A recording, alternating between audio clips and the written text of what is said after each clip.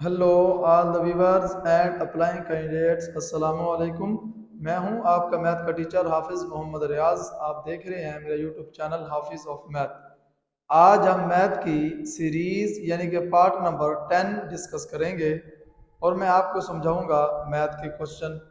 चलिए वीडियो शुरू करने से पहले अगर आप मेरे यूट्यूब चैनल पर नए हैं तो आपसे एक छोटी सी रिक्वेस्ट है कि मेरे चैनल को सब्सक्राइब करें और बेल आइकन के बटन को ज़रूर प्रेस करें, क्योंकि आपके आइकन के बटन को ज़रूर प्रेस करें ताकि हर आने वाली नई वीडियो का नोटिफिकेशन आप तक पहुंच सके और आप मैथ की तैयारी अच्छे तरीके से कर सकें और आने वाले पंजाब पुलिस के टेस्ट में इंशाल्लाह आपका मैथ का जो पोर्शन होगा वो अच्छे नंबरों से आप कंडक्ट कर सकें।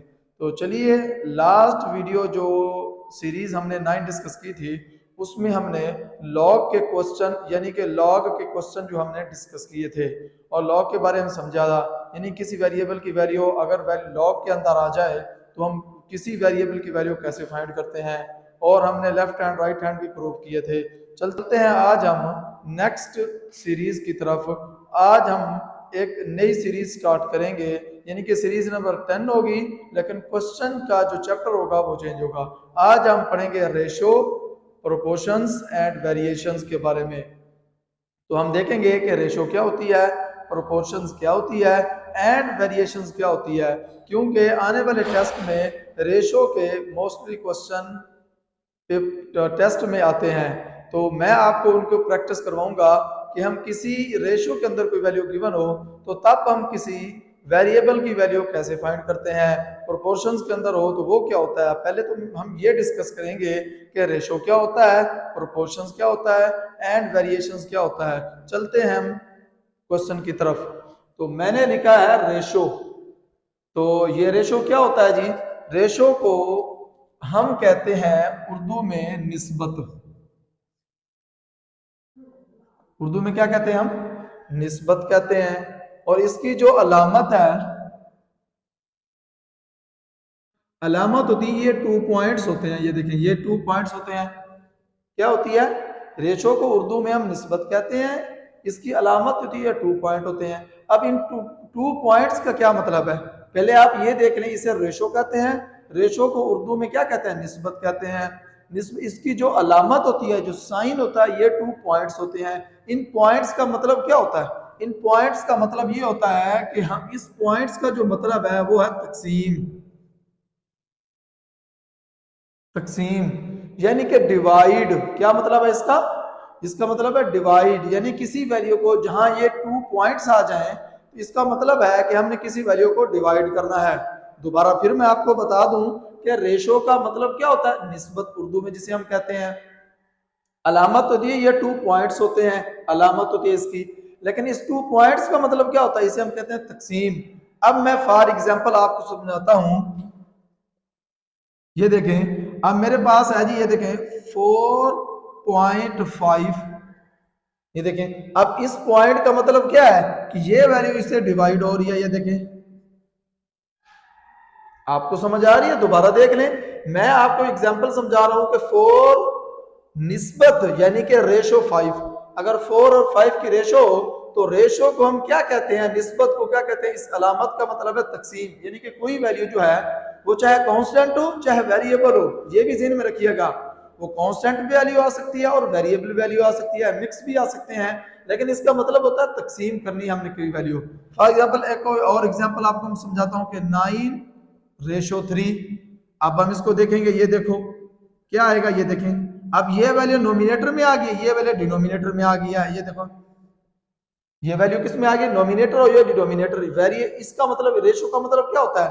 यानी कि किसी वैल्यू के अंदर रेशो आ जाए तो अब हम उसको ऐसे समझें आम जबान में कि हमने उस वैल्यू को तकसीम करना है। ये देखिए, मैंने आपको एग्जांपल समझा दी है। तो चलते हैं हम वेरिएशंस की तरफ।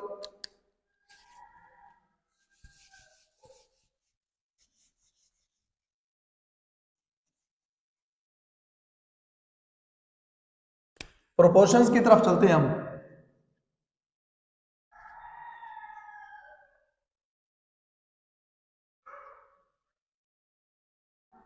अब प्रोपोर्शंस का मतलब क्या होता है जी?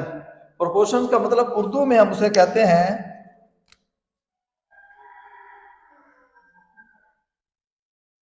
तनासब। उर्दू में हम उसे क्या कहते हैं? तनासब। रेशो को हम निस्बत कहते थे। इसकी जो अलामत है वो क्या है?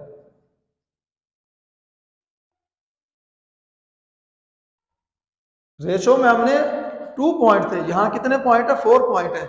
मैं आपको एक ट्रिक समझा रहा हूँ, क्योंकि हमने जब टेस्ट करना होता है या कोई टेस्ट हम जब देते हैं, उनमें जो मैथ के क्वेश्चन होते हैं, हमने छोटे छोटे शॉर्ट ट्रिक्स की मदद से हमने किसी की वैल्यू फाइंड करनी होती है। यानी कि एमसीक्यूज टाइप भी इस तरह के क्वेश्चन होते हैं, तो हमने वैल्यू फाइंड करनी है। मैं आपको वो बता रहा हूँ कि प्रोपोर्शंस क्या होता है, उसे को हम उर्दू में कहते हैं तनासब। अलामत होती है 4 पॉइंट्स। अब इन 4 पॉइंट्स का मतलब क्या होता है? इन 4 पॉइंट का मतलब होता है बराबर। क्या मतलब होता है इसका? बराबर। इसका मतलब क्या होता है जी?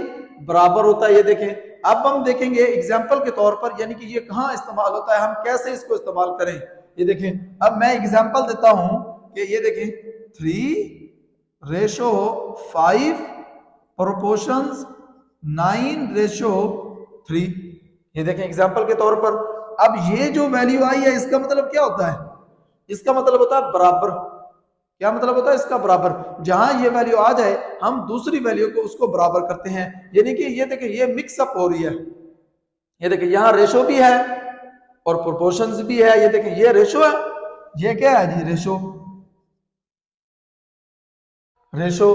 और ये क्या है? प्रोपोर्शंस। ये देख लें। अब हम इसको सॉल्व करते हैं, ये कैसे बराबर होगा और ये कैसे नहीं होगा। क्या होता है, दोबारा बता दो। प्रोपोर्शंस का मतलब क्या उर्दू में क्या कहते हैं? तनासब कहते हैं। अलामत जो होती है, ये 4 पॉइंट्स होते हैं। इन 4 पॉइंट्स को हम क्या कहते हैं? बराबर कहते हैं। अब देखिए, मैंने ये एग्जाम्पल दी है आपके सामने, तो अब हम इसको सॉल्व करते हैं। इसी को ये देखें, 3 प्रोपोर्शंस का रेशो का मतलब मैंने आपको बताया था कि तकसीम करना। ये देखें 5। अब ये देखें, ये वैल्यू रेशो के बाद आई है। ये देखें, ये डिवाइड होगी। अब 4 पॉइंट को हमने डिस्कस करना है, इसका मतलब क्या होता है? बराबर। ये देखें, बराबर। अब हम इसको डिस्कस करेंगे, इसका मतलब क्या होता है? ये देखें फिर रेशो आ गया। ये देखें, ये है। इसको समझ लें दोबारा।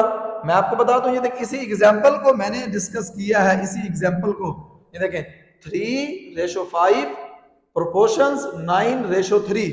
अब ये जो क्वेश्चन मैंने लिखा है, इसमें रेशो भी है, प्रोपोर्शंस भी है, यानी कि निस्बत भी है और तनासब भी है। ये देखें 3 निस्बत। ये देखें क्या है? ये निस्बत यानी कि रेशो। अब इसका मतलब है तकसीम करना। ये देखो 3/5, नॉमिनेटर डिनोमिनेटर बन गए। लेकिन इस प्रोपोर्शंस का मतलब क्या होता है जी? ये देखें बराबर होता है। मैंने ऊपर आपको बता दिया, ये अलामत भी मैंने लिखी है इसकी।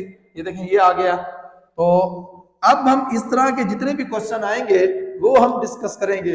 अगर आप मेरी ये वीडियो वॉच करते रहेंगे तो इंशाल्लाह आप मैथ के जो ट्रिक्स होते हैं छोटे छोटे, यानी कि जब हम किसी वैल्यू निकालते हैं किसी वेरिएबल की, यानी कि अब सिक्यूज आते हैं पेपर में, किसी पेपर में अक्सर ये जो क्वेश्चन होते हैं रेशो के, ये कोई जब हम किसी सीट पर अप्लाई करते हैं नौकरी के लिए, या जो हम अब स्टूडेंट जो अप्लाई करेंगे अभी नेट और गेट के टेस्ट के लिए, क्योंकि अब वो सीरीज शुरू हो गई है। क्योंकि अब हर यूनिवर्सिटी जो स्टूडेंट इंटरमीडिएट के बाद बीएस में एडमिशन लेगा तो वो नेट का टेस्ट देगा, और जिसने एमफिल में एडमिशन लेना है वो गेट का टेस्ट देगा। वो टेस्ट पास करना जरूरी है।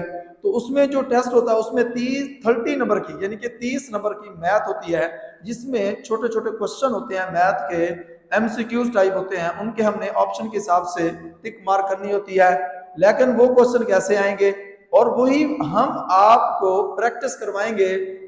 ये जो मैं आपको प्रैक्टिस करवा रहा हूँ, ये पंजाब पुलिस के लिए और ट्रैफिक असिस्टेंट की जो अभी सीटें आई हैं उनकी प्रैक्टिस, मैथ का जो टेस्ट होना है। उसके बाद जिन्होंने गैट का या नेट का टेस्ट देना है, उसमें 30 नंबर का मैथ का पोर्शन आएगा, तो उसकी भी मैं आपको तैयारी करवा रहा हूँ। साथ साथ चलते हैं हम क्वेश्चन की तरफ। रेशो और प्रोपोर्शन के ये जो क्वेश्चन है, अब हम उसको डिस्कस करेंगे और देखेंगे। हाँ, उससे पहले मैं आपको बताता चलूं, मुझे कुछ कैंडिडेट के मैसेज आ रहे थे, सर ये जो स्टेटमेंट होती है, उस स्टेटमेंट में जो वैल्यू होती है या जो स्टेटमेंट की जो वर्डिंग होती है, उसके बारे में सारा में बताएं वो क्या होती है, क्योंकि वो अक्सर मैथ में और होती है, इंग्लिश में और होती है। तो वो आज मैं पहले आपको बताता हूं, फिर हम क्वेश्चन की तरफ चलते हैं। ये देखें, फाइंड दी वैल्यू ऑफ ए। हमने क्या फाइंड करना है? ए की वैल्यू। इफ रेशो इज, ये देखें, आप इसमें देखें ये रेशो इस्तेमाल हो रही है, ये प्रोपोर्शंस भी है, रेशो भी है, प्रोपोर्शन भी है। इसमें हमने किसकी वैल्यू फाइंड करनी है? ए की वैल्यू फाइंड करनी है। पहले मैं आपको इसकी स्टेटमेंट समझाता हूं, इसमें जो वर्डिंग है वो समझाता हूं और आपको इजीली, क्योंकि जो कैंडिडेट क्वेश्चन की स्टेटमेंट को समझ सकता है ना, अगर उसके माइंड में उसकी क्वेश्चन की स्टेटमेंट समझ आ जाती है तो वो क्वेश्चन को इजीली सॉल्व कर सकता है। ये देखें, फाइंड द वैल्यू ऑफ, अब यहां पे एक वर्ड दिया उसने ऑफ। ऑफ का मतलब क्या होता है उर्दू में, इसे क्या कहते हैं, क्या कहेंगे? ये मुझे अक्सर मैसेज आ रहे थे कि सर इसका जो स्टेटमेंट होती है उसमें जो वर्डिंग होती है उसके बारे में हमें समझाएं। ऑफ का मतलब होता है का, ठीक है। उसके बाद क्या दिया? ए तो हमने वेरिएबल है, इसकी वैल्यू फाइंड करनी है। आगे दिया इफ, इफ का मतलब क्या होता है यहां पे? अगर। अब ये देखें, वो कहता अगर ये वैल्यू हो, उसका मतलब क्या है? अगर ये कीमत हो, वैल्यू का मतलब क्या था? कीमत। अगर ये कीमत हो तो ए वेरिएबल की कीमत फाइंड करें। अगर ये वैल्यू हो, कीमत हो, तो ए की वैल्यू फाइंड करें। ये देखिए आगे क्या है? इज आ गया। देखें जरा इसको, आगे क्या आया? इज आया। अब हम इसको डिस्कस करेंगे। इसका मतलब क्या होता है? इसका मतलब क्या होता है? यानी कि बराबर। इसका मतलब क्या होता है? बराबर होता है, यानी कि ये इसके बराबर है तो ए की वैल्यू फाइंड करें, या एक्स की वैल्यू फाइंड करें, या वाई की वैल्यू, या जेड की वैल्यू। वो तो क्वेश्चन की स्टेटमेंट के हिसाब से हम चलेंगे। तो अब इनको समझ रहे हैं कि ऑफ का मतलब होता है का, इफ का मतलब क्या होता है? अगर ये हो तो, इस का मतलब क्या होता है? बराबर। तो चलते हैं हम क्वेश्चन को सॉल्व करते हैं। क्वेश्चन हमारे पास गिवन है, क्या है जी? A+3:7 A proportions 4:5। तो मैंने आपको बताया था रेशो का मतलब, अभी मैंने आपको समझाया है। तो क्या होगा? ये देखें, अब क्या होगा? A+3 ओवर क्या होगा? रेशो का मतलब तकसीम होता है, मैंने अभी आपको समझाया। तो क्या आएगा? 7+A। तो इसका मतलब क्या होता है? प्रोपोर्शन का मतलब मैंने आपको बताया था कि बराबर होता है। ये देखें, अब क्या आएगा? ये देखें 4, फिर रेशो आ गई 5। ये देखें, अब ये वैल्यू हमारे पास बन गई है। तो अब हमने ए की वैल्यू फाइंड करनी है, तो हम क्या करेंगे? इसको हम करेंगे क्रॉस मल्टीप्लिकेशन। क्या करेंगे? क्रॉस मल्टीप्लिकेशन, जिसे हम आम जबान में कहते हैं कि ज़रबे चिल्ले पाई करने से। क्या कहते हैं? ज़रबे चिल्ले पाई करने से। तो ज़रबे चिल्ले पाई या क्रॉस मल्टीप्लिकेशन का मतलब क्या होता है? कि ये जो वैल्यू होती है ना, ये इससे मल्टीप्लाई होगी, ये वैल्यू इससे मल्टीप्लाई होगी। ये देखिए क्रॉस मल्टीप्लिकेशन का मतलब आप यहां से समझें। ये देखिए मैं आपको समझाता हूं। ये देखिए ये है, इसका मतलब क्या है? इसका मतलब है ये जो वैल्यू, इसका मतलब है ये वैल्यू है, और इसका मतलब है ये वैल्यू हमारे पास। अब इसका मतलब है ये वैल्यू 4 जो है वो ये वैल्यू है, और इसका मतलब हमारे पास ये वैल्यू, इसे हम कहते हैं, ये देखिए ये अलामत भी क्रॉस की है। इससे आपको समझ आ जानी चाहिए क्रॉस मल्टीप्लिकेशन या ज़रबे चिल्ले पाई करने से। अब हम देखें, इसको डिस्कस करते हैं। तो अब हम करते हैं, ये देखें 5 इंटू बराबर 4 इक्वल 7+A। ये देखें, अब हम इसको मल्टीप्लाई करते हैं। ये देखें ये क्या आया? 5A। वेरिएबल को कांस्टेंट के साथ जब मल्टीप्लाई करते हैं तो वो 5A आएगा। अब जब कांस्टेंट को कांस्टेंट से मल्टीप्लाई करेंगे तो ये क्या आएगा? 15 बराबर। अब ये देखें 4 को 7 से अब हम मल्टीप्लाई करेंगे तो ये क्या आएगा? है 28। 7 4 दा 28 प्लस 4A। अब देखें, जब हम किसी वेरिएबल की कांस्टेंट हो, वेरिएबल हो किसी इक्वेशन में, तो हम क्या करते हैं? कांस्टेंट को अलहदा करते हैं प्लस माइनस करके, और वेरिएबल को हम अलहदा करके प्लस माइनस करते हैं। तो तब हम वेरिएबल की कीमत निकालते हैं। जो वेरिएबल की कीमत होती है वो कांस्टेंट होती है। कांस्टेंट की अपनी वैल्यू नहीं होती, वेरिएबल की कीमत कांस्टेंट होती है। जो वेरिएबल है वो जीरो हो सकता है, कांस्टेंट जीरो नहीं हो सकता। ये देखें, अब देखें हम बड़ी कौन सी है? ये 5A है, ये 4A है। तो अब हम इस इक्वेशन को इधर लेके आएंगे। ये देखें 5A minus 4A is equal to 28 minus 15। देखें ये, अब ये क्या आएगा? यहां से क्या बचेगा? A बचेगा हमारे पास। अब हम इसको माइनस करेंगे तो ये कितना बचेगा? माइनस करेंगे तो ये देखें, अब ये 3 बच गया हमारे पास, और ये क्या बचेगा? 1 बच गया। क्या बचा हमारे पास? 13। अब हमारे पास क्या आया? ए की वैल्यू हमने क्या फाइंड किया? ये देखें ये देखें हमारे पास ये आ गया, ठीक है। ये देखें a इज इक्वल टू 13। अब हमने क्या किया जी, a की वैल्यू हमने फाइंड करनी थी, ये देखें a की, तो a इज इक्वल टू 13 ये हमारा आंसर है, ये वेरिएबल की कीमत है। तो अगर आपने मेरी वीडियो वॉच की है तो आपको वीडियो अगर अच्छी लगी है तो प्लीज़ इस चैनल को सब्सक्राइब करें और बेल आइकन के बटन को ज़रूर प्रेस करें ताकि हर आने वाली नई वीडियो का नोटिफिकेशन आप तक पहुंच सके। तब तक के लिए अल्लाह हाफिज़, मिलते हैं नेक्स्ट वीडियो के साथ।